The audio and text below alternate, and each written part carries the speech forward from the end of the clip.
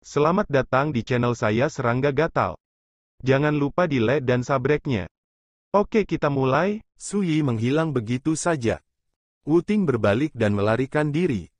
Dalam sekejap, pedang Qi yang tak terhitung jumlahnya muncul dari kehampaan ke segala arah, menghalangi semua rute pelariannya. Su Yi telah mengayunkan pedangnya untuk membunuh. Wu Ting mengertakkan gigi, keluar semua, dan menembak dengan seluruh kekuatannya. Setelah beberapa saat, dengan suara deru energi pedang, kepalanya terlempar ke udara, darah tumpah ke dalam kehampaan. Pakaian Su Yi berlumuran darah, dan ada banyak luka di tubuhnya. Tapi, tidak serius. Dibandingkan dengan Sekte Shenhuo dan orang tua yang mengendalikan kekuatan domain Dao, kekuatan Wu Ting ini tidak terlalu banyak. Dia bisa disebut master di tahap tengah negeri ajaib. Su Yi membuat perbandingan di dalam hatinya.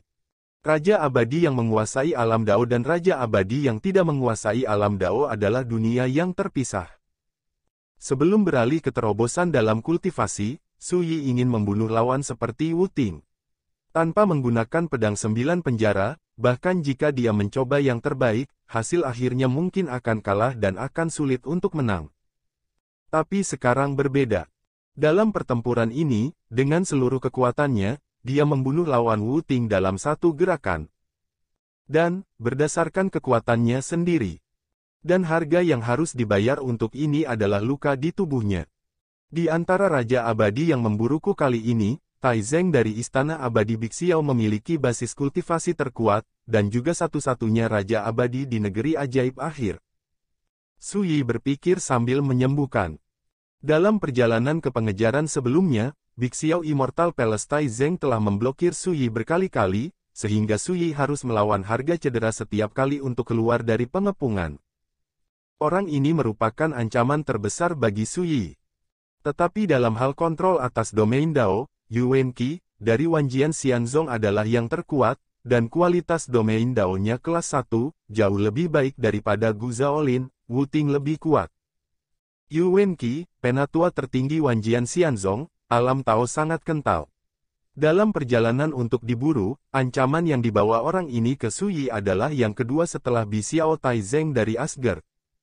Ketika kamu membersihkan Yuan Qi, kamu harus bertanya mengapa mereka memilih untuk menyerangku. Su Yi mengerutkan kening saat memikirkan hal ini. Wanjian Xianzong, salah satu dari sedikit raksasa abadi di negeri Dongeng, adalah salah satu dari 4 pendekar pedang utama di negeri Dongeng sebelum era Xianyun. Pendiri sekte itu adalah sahabat asli Wang Ye di dunia virtual, raksasa yang menginjakkan kaki di puncak jalan abadi. Wang Ye juga secara pribadi membuat monumen pedang untuk Wanjian Xianzong. Sejak itu, tablet pedang juga telah menjadi tempat suci kelas 1 untuk sekte abadi 10.000 pedang, dan itu adalah tempat perlindungan di hati para pembudidaya pedang di dunia. Tapi apa yang Su Yi tidak bisa mengerti adalah bahwa sejak dia memasuki negeri Dongeng, dia tidak pernah memiliki persimpangan dengan Wanjian Xianzong, dan dia tidak pernah membalas dendam, tetapi dalam pengejaran ini, Wanjian Xianzong memiliki 3 Raja Abadi Kendo dikirim untuk berpartisipasi. Kejadian ini juga menjadi simpul bagi Su Yi. Jika dia tidak mengetahuinya, dia tidak akan pernah menyerah. Dentang. Su Yi mengangkat tangannya dan melemparkannya. Dia mengeluarkan kendi lagi, meletakkan tangannya di punggungnya, dan berjalan pergi dengan santai. Operasi penutupan jaringan baru saja dimulai. Kali ini, dia akan membiarkan musuh-musuh itu menempuh jalan dalam ketakutan dan keputusasaan. Tidak lama setelah dia pergi, seekor burung kerangka muncul di medan perang dengan sekelompok semut hitam dan mulai mengumpulkan rampasan. Dalam 1 jam, mereka dari Xuanchang Daomen. Sebelum zaman keabadian, Daomen Xuanchang adalah salah satu dari 6 Daomen besar alam abadi. Pendiri Xuanchang Daomen adalah eksistensi Taijing yang setenar Jiang Taya, pendiri sekte Tai. Pada konferensi Tianhun asli, salah satu dari 8 raja abadi yang dibunuh oleh Su Yi berasal dari Xuanchang Daomen. Kakak senior, sejak memasuki jurang berkabut yang gelap ini, hatiku merasa sangat tidak nyaman, rasanya aku telah jatuh ke dalam jebakan. Memang, tak lama setelah kami tiba, kera tua misterius dengan pedang dengan asal misterius menggunakan sarana untuk mencapai langit untuk memblokir pintu masuk ke Black Mist Great Abyss, dan mengatakan bahwa satu-satunya cara untuk membunuh Shenmue, kami hanya memiliki kesempatan untuk pergi hidup-hidup, ini terlalu abnormal. Juga, saat kita mengejar Shenmue, kemanapun dia kabur, kita bisa dengan mudah menahan nafasnya. Tapi sejak memasuki jurang berkabut hitam ini, seluruh orangnya tampaknya telah menghilang begitu saja, dan dia tidak dapat menemukan jejak, yang terlalu aneh. Aku bahkan ragu bahwa Shenmue melakukannya dengan sengaja memikat kita ke dalam jurang kabut gelap. Jika terjadi kesalahan, pasti ada setan. Pengejaran berlanjut hingga sekarang, membuat mereka Raja Abadi menyadari bahwa ada sesuatu yang salah, dan mereka merasa sedikit tidak nyaman. Jangan khawatir. Seorang pria dengan janggut dan rambut seperti tombak dan jubah ungu yang megah berkata, ayo pergi menemui rekan-rekan Qianyuan Jianzai dulu, dan mari kita semua bertindak bersama, cukup untuk menghadapi kabut gelap di jurang ini. Bahaya ada di mana-mana. Namanya Zhou Feng, Raja Abadi paling senior di Changsuan Daomen. Dan mendengar kata-kata Zhou Feng, 3 Raja Abadi lainnya disegarkan. Qianyuan Jianzai. Meskipun kekuatan kendo ini bukanlah kekuatan raksasa, latar belakangnya sangat kuno. Ada banyak raja abadi di sekte tersebut, dan itu adalah baris pertama Tian Xuangzu di negeri Dongeng. Sekte ini memiliki akar yang dalam dan hubungan dekat dengan Changsuan Daomen. Saat ini, jika kedua kubu bisa bergandengan tangan untuk beraksi bersama, mereka bisa lebih percaya diri. Saat kami sedang berbincang, tiba-tiba terdengar suara gong dan genderang dari langit dan bumi yang dipenuhi kabut gelap di kejauhan. Hah! Zhou Feng dan yang lainnya terkejut. Suara gong dan genderang terdengar nyaring dan meriah, penuh keceriaan. Itu. Seseorang berseru kaget. Mengikuti pandangannya, dia melihat sebuah bukit rendah di kedalaman kabut hitam, tandus dan tandus. Dan di atas bukit, berdiri sekelompok makhluk aneh dan aneh. Ada mayat purba seperti kurcaci, menggelengkan kepalanya dan meniup keong. Seorang pria berkepala dan bertubuh ular, penuh dengan roh jahat, sedang memukul gong. Ada juga setan dengan ketinggian beberapa kaki, menabuh genderang, dan seorang wanita berdarah yang duduk bersila di tanah, memainkan guqin. Makhluk aneh ini lebih menakutkan satu sama lain, tetapi saat ini, mereka seperti musisi, menabuh gong dan drum, memainkan piano dan seruling, dan memainkan musik yang meriah dan hidup. Gambar itu penuh dengan keanehan, suram, kontradiktif dan aneh. Rao Si Zhou Feng dan Raja Abadi lainnya berpengetahuan luas dan berpengalaman. Apa-apaan ini? Seseorang berbicara dengan terkejut. Pada saat ini, terdengar tawa acuh tak acuh, mereka menyambutmu. Di bukit rendah, sosok yang duduk bersila tiba-tiba bangkit. Pakaiannya lebih bagus dari salju, dan sosoknya sangat cantik. Shenmue. Saat Suyi bangun, sekelompok makhluk aneh yang menabuh gong dan genderang tiba-tiba menghentikan gerakan mereka, dan musik yang riuh dan meriah tiba-tiba menghilang. Mata semua makhluk aneh ini memandang Zhou Feng dan yang lainnya, dan ekspresi mereka kejam, lucu, haus darah, dan bersemangat. Seperti sekelompok roh jahat, menatap mangsa yang dikirim ke pintu. Ini membuat Zhou Feng dan yang lainnya tegang diam-diam, dan ekspresi mereka menjadi serius, dan mereka semua menunggu. Sesuatu yang salah. Makhluk aneh itu sepertinya mematuhi perintah Shenmue. Jangan khawatir, selama kamu tidak melarikan diri, mereka tidak akan menembak. Suyi berjalan menuruni bukit dan berjalan menuju Zhou Feng dan yang lainnya, bagaimanapun, mereka di sini untuk menyambut tamu, mari kita makan. Makan malam, apa maksudmu? Zhou Feng membuka mulutnya dengan suara yang dalam, matanya melonjak. Raja-raja abadi ini tidak akan takut dengan situasi abnormal ini. Suyi tersenyum dan berkata, jika kalian semua mati di bawah tanganku, kalian akan menjadi santapan mereka. Apa bedanya mengadakan perjamuan tingkat raja yang abadi? Makhluk aneh itu mengangguk serempak, semuanya menunjukkan senyum sinis. Beberapa gangguan makhluk mengalir keluar dari sudut mulut mereka. Wajah Zhou Feng dan yang lainnya menjadi suram, bagaimana mungkin mereka tidak mendengar bahwa Suyi sengaja menggoda dan mempermalukan mereka. Zhou Feng dengan cepat mentransmisikan suaranya, Tunggu sampai kamu bertemu dengan rekan-rekan Qian Yuan Jianzai, lalu bersihkan anak ini. Bagus, Bagu. Raja abadi lainnya setuju. Mereka telah melalui pasang surut dunia untuk waktu yang lama, dan mereka telah mengalami cobaan hidup dan mati. Oleh karena itu, saya tidak bermaksud mengambil risiko sama sekali. Yang paling penting adalah nafas makhluk aneh itu memberi mereka terlalu banyak tekanan. Tetapi pada saat ini, Su Yi tersenyum dan berkata, saya dapat melihat bahwa Anda ditakuti oleh hantu-hantu itu. Kalau begitu, saya akan membiarkan mereka mundur untuk sementara waktu. Berbicara, dia melirik makhluk aneh itu dan berkata, mundur sejauh 30.000 meter, jangan mendekat tanpa perintahku. Iya. Ketaatan Su Yian membuat Zhou Feng dan yang lainnya terpana. Su Yi berkata ini adalah ketulusanku, tetapi jika kamu memilih untuk melarikan diri, kamu akan mengecewakan hatiku. Zhou Feng dan yang lainnya mengerutkan kening. Shenmu ini benar-benar berniat melawan mereka sendirian. Rasanya tidak nyata. Terkadang hal-hal menjadi aneh. Semakin percaya diri Anda, semakin curiga lawan Anda, dan tidak akan berani bertindak gegabah. Jika kamu benar-benar tak kenal takut, beraninya kamu berjalan bersama kami sendirian. Bertarung di tempat lain, kata Zhou Feng tanpa ekspresi. Dia sedang menguji. Su Yi menggosok alisnya dan berkata, kamu menyebutnya tepat di hidung, dan kamu menyalahkanku karena terlalu baik dan memberimu terlalu banyak pilihan. Sekarang, aku telah berubah pikiran. Suara itu masih bergema, Su Yi sudah melompat untuk membunuh. Pergi. Zhou Feng minum sedikit, berbalik dan pergi dengan 3 lainnya. Mereka tidak akan percaya omong kosong Su Yi. Dengan makhluk aneh itu sebagai pembantu, siapa yang cukup bodoh untuk memilih bertarung sendirian? Bagaimana kalau bermain? Zhou Feng dan 4 raja abadi lainnya memindahkan kehampaan dan mundur dengan seluruh kekuatan mereka. Tapi mereka masih setengah jalan, dan mereka berhenti.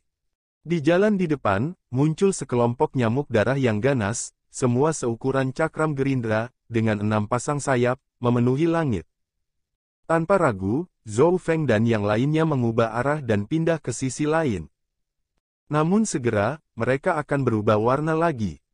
Ketika Zhou Feng dan yang lainnya hendak mengubah arah, mereka tiba-tiba menemukan bahwa beberapa makhluk aneh muncul satu demi satu ke segala arah, seolah-olah dunia benar-benar diblokir. Tiba-tiba, Zhou Feng dan yang lainnya berkeringat dingin, dan hati mereka tenggelam ke dasar.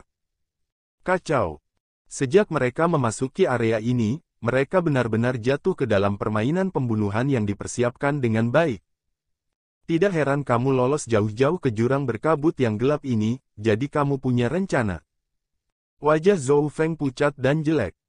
Pada saat ini, dia tiba-tiba mengerti mengapa keratua pembawa pedang akan memblokir pintu masuk ke Black Mist Great Abyss.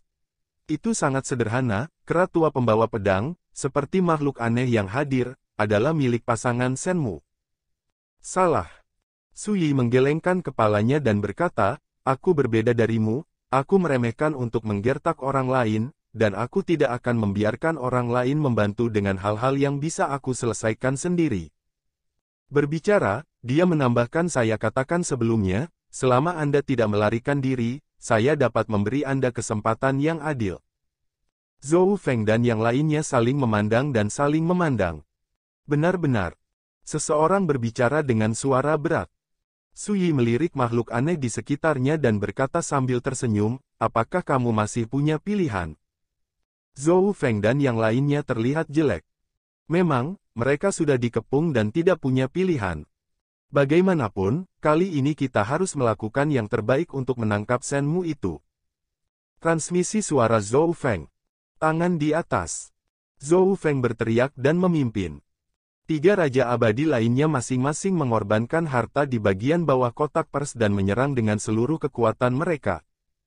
Di kejauhan, Su Yi tersenyum, melangkah ke langit, dan mengayunkan pedangnya untuk membunuh. Ledakan. Tiba-tiba, perang pecah dan dunia berada dalam kekacauan. Di kejauhan, banyak makhluk aneh berdiri di sana, tidak ada yang berani bertindak gegabah. Alu. Tapi keberadaan mereka seperti blokade, sehingga Zhou Feng dan yang lainnya benar-benar memadamkan pikiran mereka untuk melarikan diri, dan menembak dengan sekuat tenaga, yang ingin mereka lakukan hanyalah menjatuhkan Suyi. Namun, hanya 9 jari kemudian, seorang Raja Abadi terbunuh di tempat. Setelah 13 jari, Raja Abadi lainnya meninggal secara tragis dan dihancurkan berkeping-keping oleh energi pedang yang mendominasi. Setelah 17 jari, dengan teriakan yang mengejutkan, Raja Abadi ketiga meninggal, dan kematiannya bahkan lebih tragis, dihancurkan oleh energi pedang rahasia. Saat ini, hanya Zhou Feng yang tersisa. Wajahnya penuh keputusasaan, dan dia akan pingsan. Pada saat itulah dia benar-benar mengerti mengapa Suyi harus memilih satu orang untuk ditembak. Sangat sederhana, tanpa bantuan makhluk aneh itu, Suyi dapat membunuh mereka para raja peri ini. Shenmu tampaknya tahu bahwa dia dikutuk, desis Zhou Feng, baru saja akan mengatakan sesuatu. Pedang dunia menembus alisnya. Matanya melebar tiba-tiba, wajahnya penuh keengganan. Segera, seluruh tubuhnya hancur, dan daging serta darahnya berkibar seperti serbuk gergaji yang pecah. Pada titik ini, keempat Raja Abadi dari Changsuan Daomen semuanya telah mati. 3 Raja Abadi di tahap awal negeri ajaib, dan 1 di tahap tengah negeri ajaib. Barisan seperti itu hampir tidak lebih kuat dari Wu Ting, yang bertanggung jawab atas alam Dao. Suyi menggelengkan kepalanya sedikit. Pertempuran ini akan berakhir dalam sekejap, dan tidak terlalu berbahaya. Dan harga yang dia bayar hanyalah beberapa luka serius. Suyi tidak berpikir lagi. Dia melihat ke atas. Satu persatu ketakutan dan gemetar. Suyi tidak mengatakan apa-apa dan berbalik. Sampai sosoknya menghilang, makhluk aneh di sekitarnya lega dan lega. Tidak ada yang diizinkan merampok trofi Tuan Kaisar Zun. Tiba-tiba, mayat kuno seperti kurcaci berdiri dan berteriak, "Sekarang, buka kursinya." Tiba-tiba, makhluk aneh itu bergegas ke medan perang. Daging dan jiwa raja-raja peri itu menjadi pesta mereka yang paling enak. Adapun rampasan yang ditinggalkan oleh Raja Abadi, tidak ada yang berani bergerak, dan mereka dengan cepat diambil dan dibawa pergi oleh kerangka burung dan semut hitam. 2 jam kemudian, ledakan. Pedang itu vertikal dan horizontal, gunung dan sungai bergejolak. Pertempuran sengit sedang berlangsung. Hingga akhir pertempuran, luka Suyi semakin parah, dan banyak luka pedang yang mengejutkan, berdarah, dan tulang putih menjulang. 3 Raja Abadi Qian Yuan Jianzai meninggal. Suyi menyentuh pipinya, di mana ada noda darah, yang tersapu oleh pedang Qi, dan hampir menusuk kepalanya. Tentu saja, perbedaannya 1000 mil jauhnya. Cedera ini tidak ada apa-apanya. Suyi menarik napas panjang. 3 Raja Abadi yang terbunuh kali ini semuanya adalah tokoh senior di Kendo, yang satu lebih kuat dari yang lain, dan salah satunya telah memadatkan wilayah pedang. Yang disebut domain pedang adalah ranah Raja Abadi, tetapi judulnya berbeda. Dan berperang melawan musuh sebesar itu membuat Suyi membayar mahal. Meskipun dia akhirnya menang, basis kultivasinya telah sangat terkuras dan tubuhnya dipenuhi bekas luka. Suyi segera menemukan tempat terpencil untuk memulai penyembuhan. Seperti yang dia katakan dalam dialog dengan Wu Ting, di jurang berkabut yang gelap ini, baginya, memang tidak ada bedanya dengan datang ke kebun belakang rumahnya sendiri. 1 hari kemudian, Suyi terbangun dari meditasi. Ya, berjuang untuk mendukung perang, dalam pembantaian berdarah, memang bisa membuat basis kultivasi saya mendapatkan penempaan dan peningkatan yang paling ekstrim. Suyi jelas merasa kultivasinya sedikit meningkat. Setiap pertarungan dan cedera yang tragis adalah latihan yang langka. Inti dari kekuatan perbaikan pedang adalah bertarung. Bangkit dari tanah, Suyi meregangkan otot dan tulangnya dan terus bergerak. He didn't worry about the possibility of the enemy running away. 3 hari berikutnya, Suyi sedang dalam perjalanan untuk bertarung. Entah penyembuhan dan meditasi.